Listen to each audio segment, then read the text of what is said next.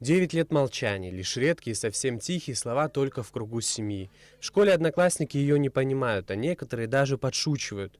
Учителя бьются за каждое слово, но результатов нет. Тяжело дышать, тяжело есть, тяжело говорить. Это жуткая действительность 9-летней Виктории Айба. У девочки врожденная расщелина твердого и мягкого неба, а в простонародье волчья пасть.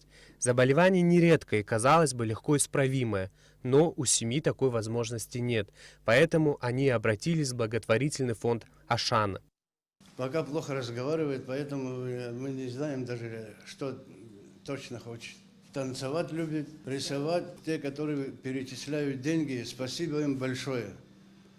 И большое спасибо Ашане, то, что помогает детям. И кто организовал Ашану, спасибо им большое. Все трудности, с которыми пришлось столкнуться маленькой Вике, привели к тому, что она стала очень замкнутой и закомплексованной. Она не идет на контакт, испытывает сильный дискомфорт от повышенного внимания. Но несмотря на все, в глазах теплится надежда. Надежда на полное выздоровление.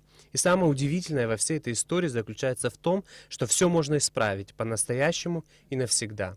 Можно зажить полной жизнью, а не испытывать каждый день страх и боль. Буквально можно задышать полной грудью.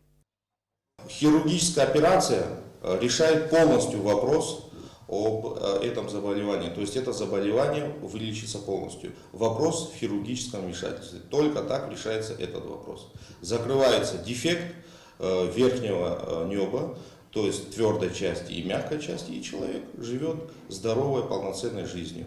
И уже вступает в юношеский период уже здоровым человеком. А вы, как понимаете, переходный возраст, а он скоро наступит для нее, как люди замыкаются в себе, даже будучи здоровыми, не говоря о том, что у нее сейчас есть. Поэтому давайте соберем как можно скорее. На операцию Вики нужно 285 тысяч рублей, из которых 150 тысяч уже собрано. Нам осталось собрать 135 тысяч рублей, чтобы помочь девочке, которая так сильно в этой помощи нуждается. И самый простой способ – это прямо сейчас взять свои телефоны в руки и набрать сообщение со словом «Добро» на короткий номер 5050.